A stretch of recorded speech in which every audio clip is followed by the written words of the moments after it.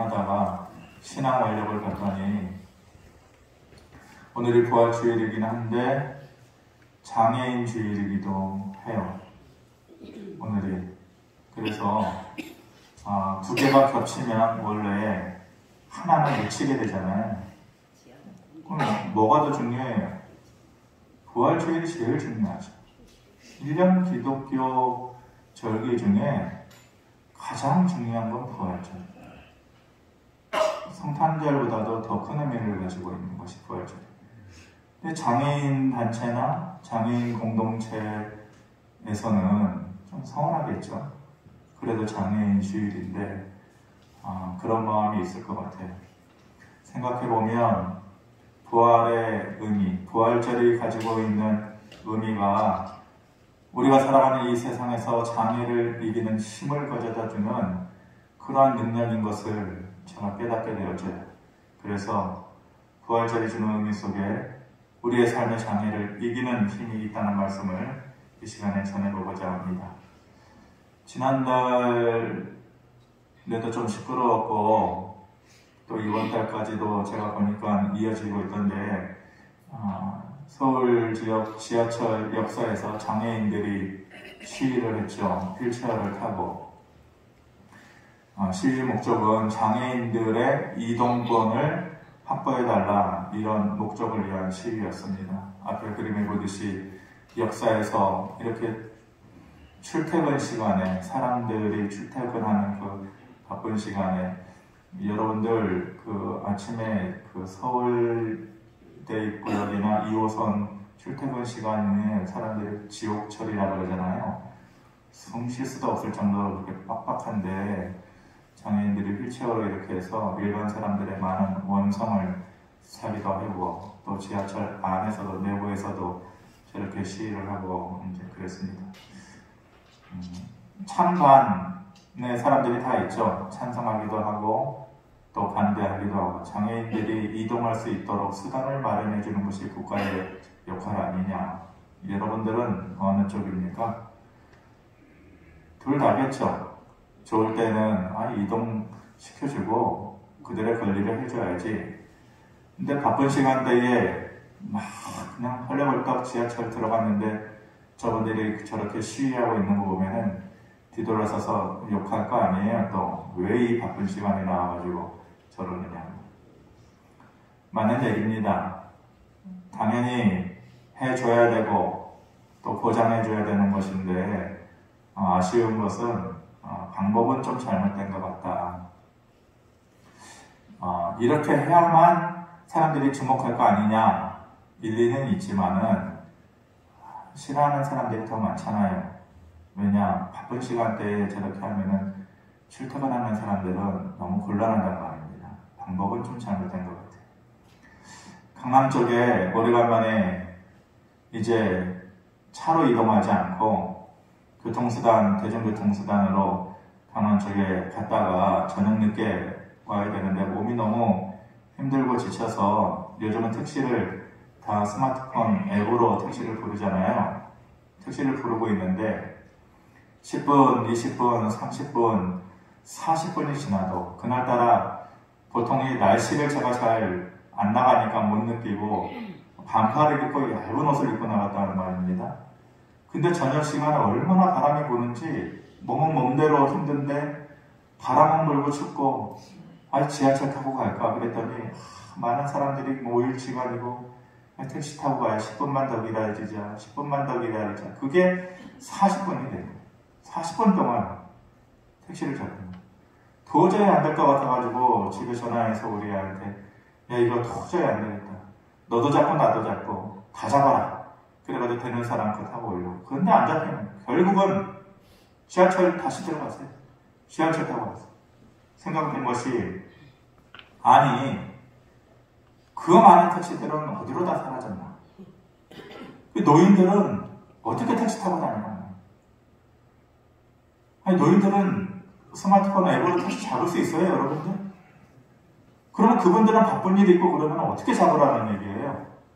더더군다나 장애인들은 꼭 가야 되는 자리고 그런데 어떻게 택시 타고 다녀요? 그 생각이 들더라고요. 장애인들이 요구하는 것이 세 가지예요. 장애인들이 타고 다닐 수 있는 택시를 좀 확보해달라. 더 많이 확보해달라. 아니, 몸 불편한 사람들이 집에나 있지 왜 나오려고 그래요? 1년 365일 집에 있습니까? 여러분들 그럴 수 있어요? 저는 집에 있는 걸 워낙 좋아하는 사람이 알잖아요. 근데 이번에 아프면서 한 3주 고생하다 보니까 못 있겠더라고요. 그런데 평생을 어떻게 그렇게 살아요? 장애인 택시를 확보해달라. 두 번째는 지하철의 엘리베이터를 좀 확충해달라. 엘리베이터 없는 지하철역이 아직도 많이 있어요. 그리고 계단이 없는 저상버스, 계단 없는 버스 있잖아요. 그거를 좀 더 확보해달라. 아직까지도 장애인들이 이동하는 데 있어서 여러분들 한번 장애인들이 휠체어 타고 버스 한번 타려고 하고 택시 한번 타려고 하는 거는 얼마나 오래고 시간이 걸리고 힘든지 몰라요. 그렇게 이동하지 않으면 삶을 살아갈 수가 없죠. 어떻게 집에만 있어요. 가서 배워야죠. 배우고 자격증도 따고 사람들 만나고 그래야지 삶도 달라지잖아요. 근데 그런 기회가 원체 사라져버려요. 국회의원들이 자기들 좋은 거, 자기들 꼭 해야 되는 법 처리는 보니까 반나절이만 하대요. 그런데 꼭 이렇게 필요한 것은 몇 년이 지나도 못 해주는 거겠죠? 안 하는 거 아니겠죠? 제가 봤을 때는 못된 사람들. 이것은 장애인들에 대한 배려가 아니다. 당연한 그들의 권리다. 배려가 아니에요. 택시 확충해주고 엘리베이터 확충해주고 그게 배려인가요? 그들의 인생에서 당연히 누려야 되는 권리죠. 자기들은 온갖 권리를 다 주장하면서 왜 차별을 해나?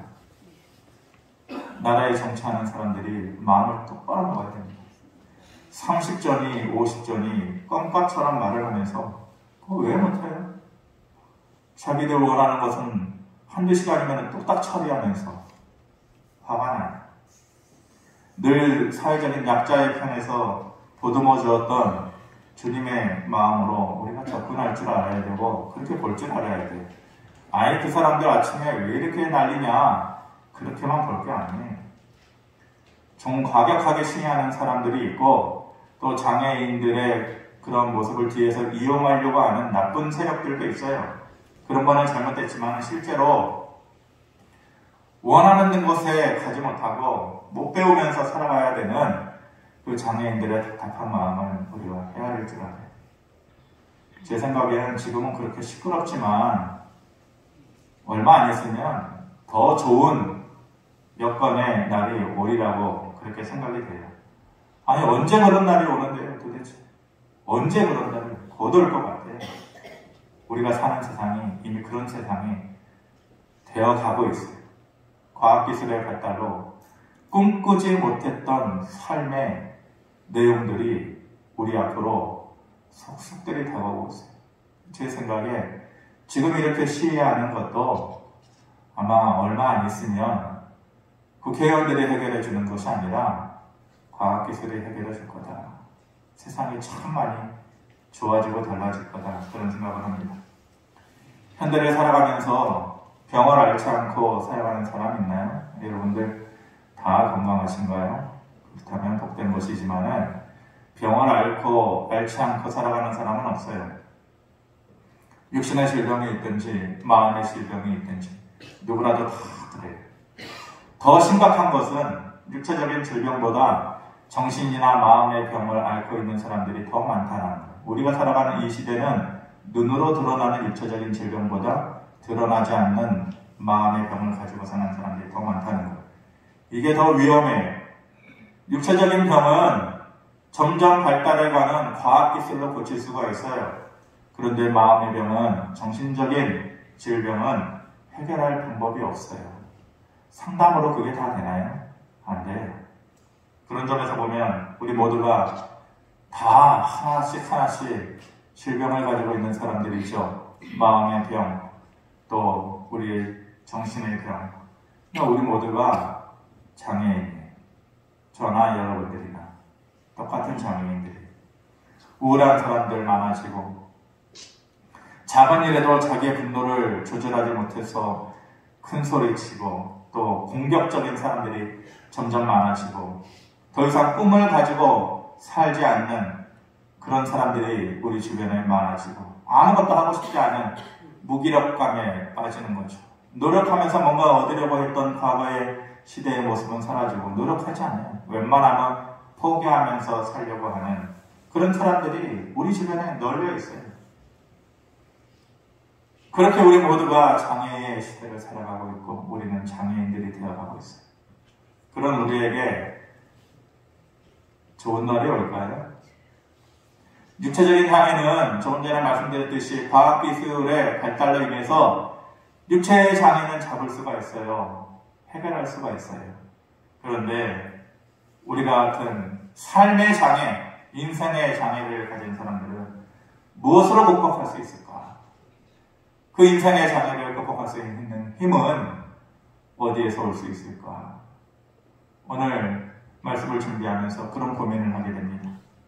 본문에 무비보셋이라는 사람이 나와요. 사실 요나단의 아들이면서도 사울 왕가의 그 왕권을 이어갈 사람이죠. 그러니까 대단한 사람인 거예요.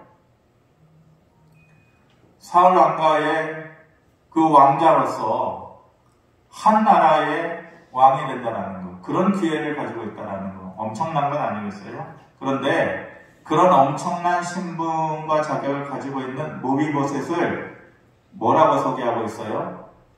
다리 저는 자다, 이렇게만 소개하고 있어요. 장애인이다, 이런 말이죠. 3절에 이렇게 말씀합니다.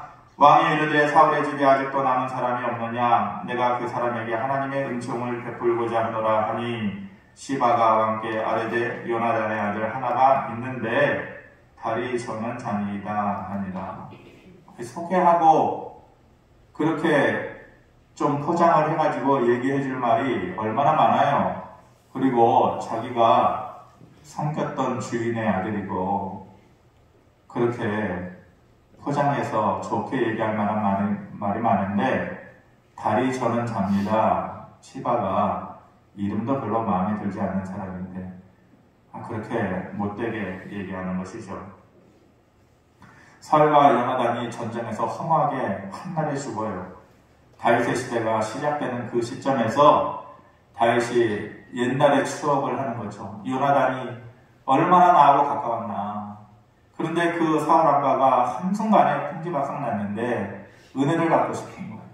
그때 그렇게 도움을 받았는데, 그래가지고 여차여차 수소문해서 알아보니까 이 무비보셋이라는 사람이 유일하게 요나단의 아들로서 생존하고 있는 거예요.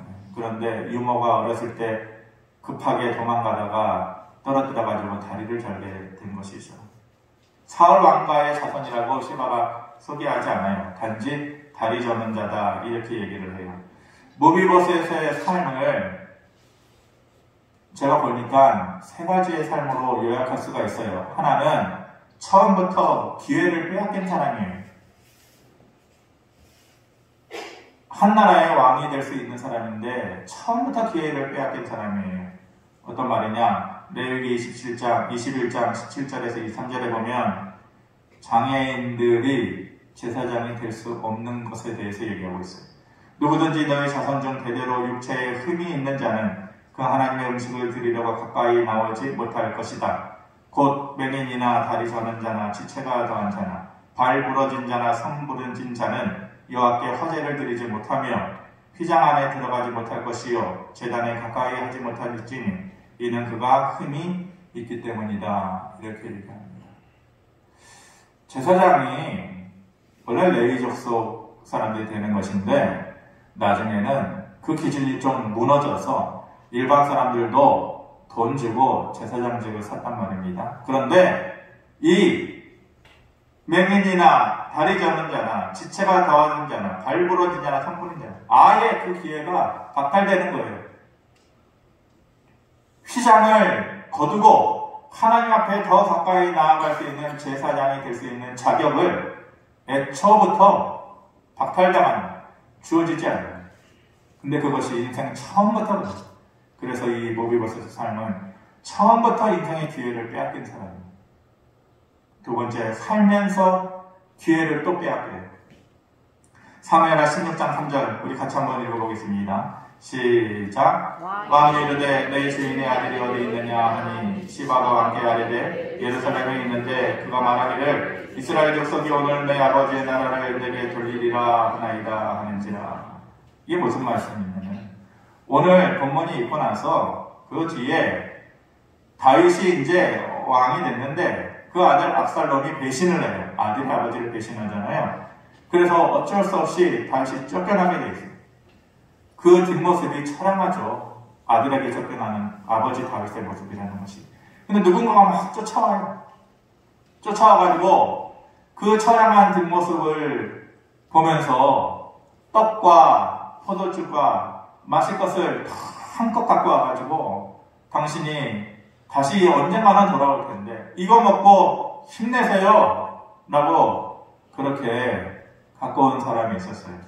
그 사람이 누구냐? 바로 시바예요. 시바. 다윗에게 잘 보이기 위해서. 다윗이 언젠가는 왕이 돼서 돌아오는 날에 내 인생 달라질 거다라는 기대를 하고 있었겠죠. 그래서 잔뜩 먹을 거를 갖고 와가지고 챙겨주니까 다윗이 뭐라고 그러냐면 왜 종인 네가 오냐? 네 주이신 무비보셋은 어디 있느냐? 무비보셋이 와야지 왜 네가 오냐? 그러면은 시바가 아시잖아요. 저희 주인은 마음은 원이로되 몸이 불편하니 올 수가 없어서 저보고 대신 가라고 해서 이렇게 온 것이에요. 이렇게 얘기해야죠. 그런데 그런 마음이 없어요. 이 시바라는 사람은. 당신의 제 주인 무비보셋이요? 왜 알았냐고요? 지금 이스라엘에 난리 난 거 몰라요? 당신이 이렇게 쫓겨가고 사울 왕가, 무너졌던 사울 왕가에서 왕을 다시 내겠다고 사람들이 분위기가 지금 난리가 났어요. 사울 왕가에 남은 사람이 누구겠어요? 내 주인 무비보셋 아니에요? 거기까지만 딱 얘기하는 거예요. 그러면은 다윗이 얘기 들었을 때 괘씸하죠. 내가 이렇게 어렵게 도망가는데 자기가 왕이 되려고 한다고? 사실 무비보셋이 그런 거 아닌데 시바가 그렇게 모함을 하는 거죠. 그래서 다윗이 인간이니까 속아 넘어가요. 그래서 나중에 이 무비보셋이 자기에게 오아야 할 인생의 기회를 이 시바에게 절반을 빼앗기게 돼요. 그러니까 이 무비보셋은 처음부터 살면서 인생의 기회를 빼앗긴 사람이고 살아가면서도 기회를 빼앗겨요. 더 약삭빠른 사람들 그리고 살면서 믿었던 사람들에게 있어서 그 기회를 빼앗기면서 사는 사람입니다. 세 번째로 어떤 사람이냐? 그것도 모자라가지고 하염없이 자기를 부끄럽게 생각하면서 숨기면서 살았던 사람이에요. 5절에 보니까 다윗 왕이 사람을 보내어 로드발 암미엘의 아들 마길의 집에서 그를 데려왔다 이렇게 얘기하죠. 무비보셋이 숨어서 지냈어요. 이미 기울어진 사울 왕가의 자손인데 두려워요. 이미 다윗에게 큰 왕권의 흐름은 흘러갔고 행여나 자기가 나중에 그 악연의 불씨가 돼서 자기를 죽일까봐 숨어서 지내는 것이죠. 그러면서 이 로드발이라고 하는 것이 지명을 얘기하거든요. 로드발이라고 하는 것은 풀이 없는 건조한 땅이다 이런 말이에요. 여러분 농사 짓는 사람에게 물 없으면 그거는 망하죠. 유목민에게 풀이 없으면 그 땅은 아무짝에도 쓸모없는 땅이에요. 그런 땅에는 누가 가지도 않아요. 살지도 않아요. 이 로드발이라고 하는 것이 그런 것이에요. 사람이 별로 살지 않는 기억에서 잊혀지기 좋은 장소. 누가 찾지도 않으니까 자신을 숨기면서 살기에 최적의 장소예요. 이런 곳에서 이 무비보셋이 얼마 동안을 살았느냐? 정확하게 성경에서 말하고 있지 않지만 최소 20년 이상을 살았을 것이다. 12절에 보면은 그 무비보셋에게 어린 아들 미가라는 어린 아들이 있었다. 그러니까 결혼을 했겠죠. 그 어린 아이를 낳았겠죠. 최소 20년을 로드발이라고 하는 아무도 찾아주지 않는 자기를 숨기기에 좋은 땅에서 그렇게 열등감을 가지고 내가 왕이 되어야 되는 사람인데 이렇게 거짓거리 되었구나. 다리가 쓸 수 없으니 무슨 일을 할 수나 있었겠어요? 무기력하게 그 오랜 시간을 그렇게 처절하게 살아왔던 것이에요. 그래서 나중에 다윗이 그를 불러주었을 때 자기 자신을 뭐라고 얘기해요? 8절에 보면 그가 저라에 이르되 이 종이 무엇이기에 왕께서 죽은 개 같은 나를 돌아보시나이까. 그 말이 딱 맞는 말이죠. 이스라엘에게 있어서 개와 돼지는 가장 무가치하고 저주스러운 존재. 근데 그 가운데서도 죽은 개다. 죽은 개. 아무짝에 졌을 뭐. 그랬던 그였는데 하루아침에 인생이 달라지잖아요. 회복이 되어야죠. 그 인생의 모든 면에서 변화가 찾아와요. 뭐가 찾아오느냐? 그를 위해서 섬겨줄 사람이 생겨나요. 다윗이 명령을 하죠. 시바에게. 너의 주인, 이제부터 네가 잘못하라. 왕이 명령을 하는 네 밑에 있는 하인들 15명 이상 되는 사람들이 다 이제는 너 자신의 삶을 위해서 살지 말고 다리저는 네 주인 무비보셋을 위해서 살아라. 명령을 해줘요. 잃어버린 인생이 회복되는 것이죠. 자기를 섬겨줄 사람들이 많이 생겨나요. 그리고 왕의 상에서, 다윗이 먹는 왕의 상에서 너도 같이 먹어라. 이스라엘 백성들 밥상 공동체거든요. 밥상을 같이 먹는다라는 것은 하나됨을 얘기해요.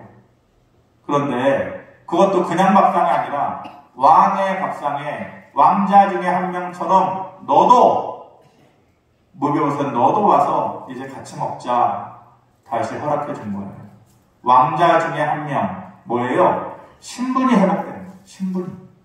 그리고 잊혀진 이름도 다시 불러줘요. 사람들이 뭐라고 불렀어요? 아, 저기 어디 가면은, 로드발에 가면은 다리 저는 자 있어, 다리 저는 자. 사울 왕가의 자손이래. 근데 다리 저러, 장애인이야. 시바도 그렇게 불렀잖아요. 그런데 다윗이 무비보셋아 이렇게 부르죠. 사람이 이름 불러준다는 것은 정체성과 가치를 인정해준다는 것이거든요. 그렇게 무비보셋의 삶이 빼앗겼던 삶에서, 살면서 계속해서 빼앗기는 삶에서, 그리고 부끄럽게 자기 자신을 숨겼던 삶에서 하나씩 하나씩 다 회복이 되어지는 것이죠. 예수님께서 십자가에서 죽고 나서 제자들의 상태도 똑같았어요. 모두가 육체적인 장애, 마음의 고통을 가지고 살았어요. 매일매일 주님을 따라다니면서 기적을 보았잖아요. 아마 제자들은 그랬을 거예요. 우리는 다른 세상에서 살고 있는 것 같아. 어떻게 죽은 사람이 살아나고 먹을 것이 없어서 그렇게 고민하고 있을 때 물고기 2마리와 보리떡 5개로 어떻게 이렇게 많은 사람을 먹여? 그렇게 병들어 죽어가는 사람은 어떻게 살려내? 하나밖에 없는 아들이 죽어나가가지고 가슴을 찢는 그 여인의 마음을 어떻게 저렇게 위로해주고 고쳐줄 수가 있어? 하루하루의 삶이 기적과 같은 삶이었잖아요. 아마 눈만 뜨면 다른 세상에서 사는 것 같았을 거예요. 피곤했겠죠. 예수님 따라다니는 게 보통 일이 아니었을 거예요. 아, 여기서부터 저기까지는 차로 이동하자. 그런 게 없어요. 무조건 걸어가면서 해야 되는 일이잖아요. 근데 피곤한 줄 알았겠어요? 피곤한 줄도 모르고 매일매일이 기쁨의 세상이었겠죠. 그런데 그들이 그 모든 것을 잃어버려요. 예수님 십자가 지시고 나자 희망도 잃어버리고 해야 될 일도 잃어버리고 눈의 초점도 잃어버리고 꿈을 잃어버리고 언제 잡혀서 죽을지도 모른다라는 생각에 두려움에 사로잡혀서 사는 사람들이 되었잖아요. 그런데 이 무비보셋의 삶처럼 어느 순간에 그 제자들의 삶도 변해요. 어떻게 변해요? 부활의 능력이 나타나자 새로운 삶의 기회가 그들을 찾아온 것이잖아요. 제자들은 2번 주님을 만나서 한 번, 2번 숫자가 중요한 게 아니라 크게 보면 2번 주님을 만났어요. 첫 번째 주님은 예수님 공생의 3년 동안에 만난 그 만남이죠. 매일매일 기적을 보고. 그런데 그때는 몰랐어요. 그냥 신기하고 좋았어. 믿음이 있었던 거 아니에요. 그냥 매일매일 보는 것이 기쁘고 즐겁고 놀랍고 그렇게 따라다녔어요. 두 번째 주님과의 만남이 바로 부활 주님을 만난 것이에요. 그런데 첫 번째 만남보다도 제자들에게 있어서는 이 두 번째 만남이 훨씬 더 좋았어요. 어떤 사람들은 에이, 눈으로 보는 게 낫지, 내 눈으로 직접 보는 게 낫지. 그런데 실제로 제자들의 전체 삶을 놓고 보면 두 번째 주님과의 만남, 부활 주님과의 만남이 훨씬 더 좋았어요. 왜냐? 그 전에는 구경만 했거든요. 예수님 따라다니면서 고쳐지는 것 뒤에서 박수치고 살아가는 것 뒤에서 놀라지고 액션만 취해졌는데 이제는 자기들이 하는 거예요. 자기들이 고쳐주고 죽은 자를 살려내고 두 번째 주님과의 만남, 부활의 주님을 만나고 나서 일어난 일들이 귀로만 듣는 것 같았는데 그 전에는 이제는 눈으로 보는 삶이 된 거죠. 5절을 다시 보면 이렇습니다. 다윗 왕이 사람을 보내어 로드발 암미엘의 아들 마길의 집에서 그를 데려오니 데려왔죠. 무비보셋을. 당연하죠. 무비보셋이 어떻게 와요? 자기가 걸어서 걷지 못하는 자인데 자기 스스로는 할 수 없는 그런 상황에서 그런 삶을 다윗이 만들어준 거잖아요. 무비보셋은 할 수가 없었던 거예요. 데려오니까 가능한 일이죠. 자기는 바라지도 못하고 행할 수도 없어요. 그럼 그를 데려다가 그의 인생을 새롭게 만들어준 거예요. 마가복음 2장의 중풍병자 내 친구가 데려와가지고 예수님 앞에 데려가잖아요. 그때 침상째로 들고 가잖아요. 지붕을 뚫고 내려가가지고 예수님의 마음을 감동시켜요. 그 사람이 낫게 되는 기적을 보잖아요. 그 중풍병자 꿈이나 꾸었겠어요? 이런 일이 있을 거라고 꿈이나 꾸었겠어요?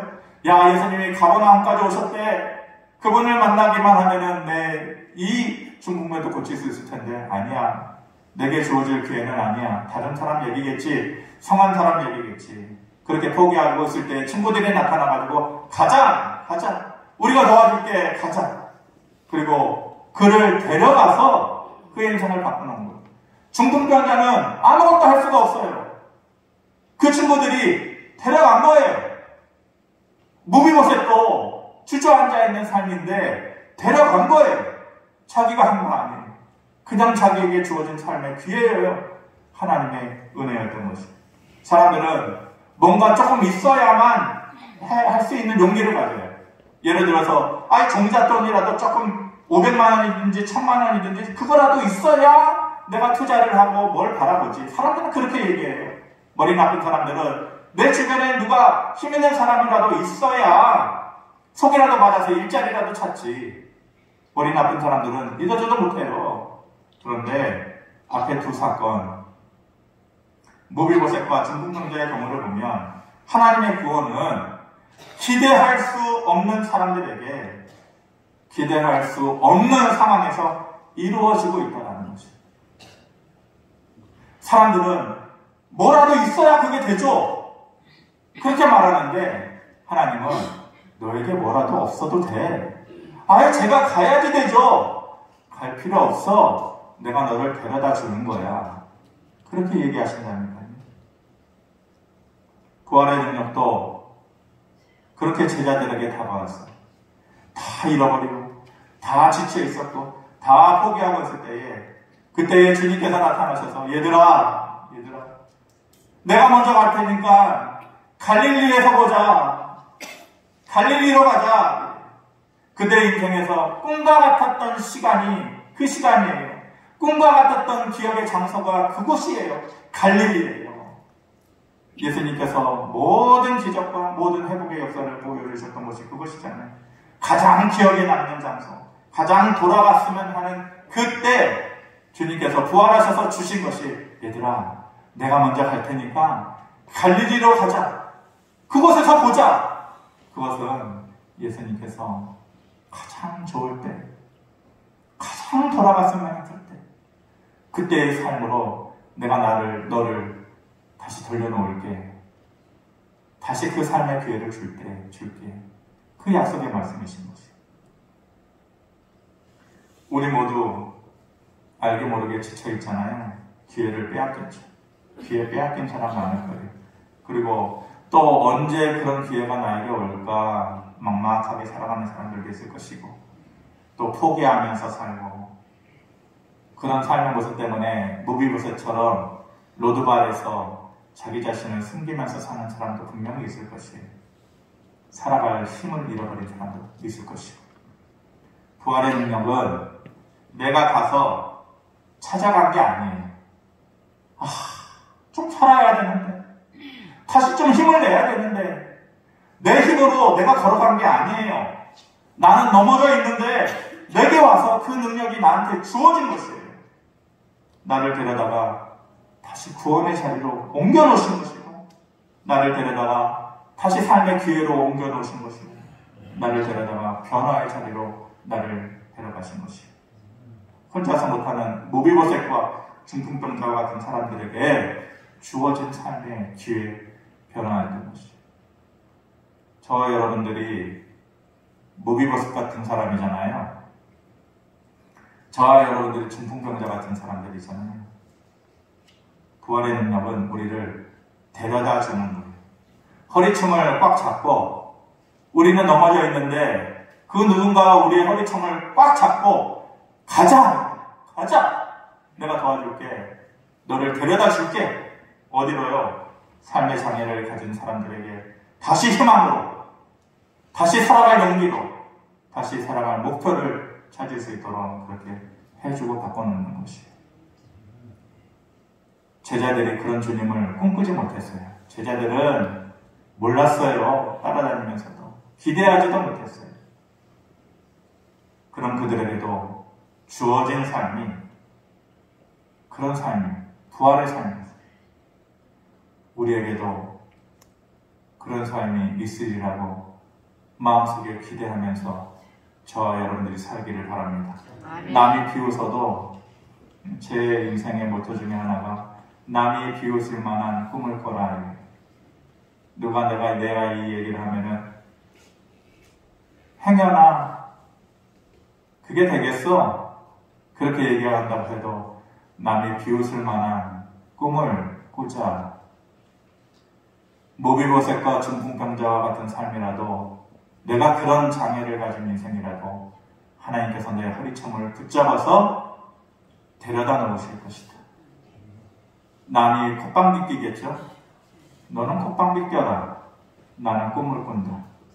저와 여러분들이 이 부활 능력의 주님을 다시 한번 만날 수 있고, 그래서 여러분들의 삶이 달라지기를 주님의 이름으로 축원합니다. 고마우신 아버지 하나님, 우리 모두가 그렇게 하나 감사드립니다. 부끄러워서 숨어서 지내고, 이리저리 힘이 없어서 빼앗기고, 기대하지 못하고 살아가는데, 뭐라도 있어야만 할 것 같은데 그 뭔가도 없는 삶이 우리들의 삶입니다. 그런데 주님께서, 야, 갈릴리로 가자. 허리춤을 붙잡고 가장 좋은 기억이 있는 곳으로 우리를 데려다 놓으신다고 약속하셨사오니, 아버지 하나님 믿겠습니다. 우리에게도 부활 능력의 주님의 은혜가 있게 하여 주시옵소서. 우리의 삶이 죽은 개와 같았던 우리의 삶이 다시 회복이 되어져서 삶의 희망으로 나아갈 수 있도록 은혜를 더하여 주시옵소서. 예수님의 이름으로 기도합니다. 아멘. 준비하신 예물을 드리겠습니다.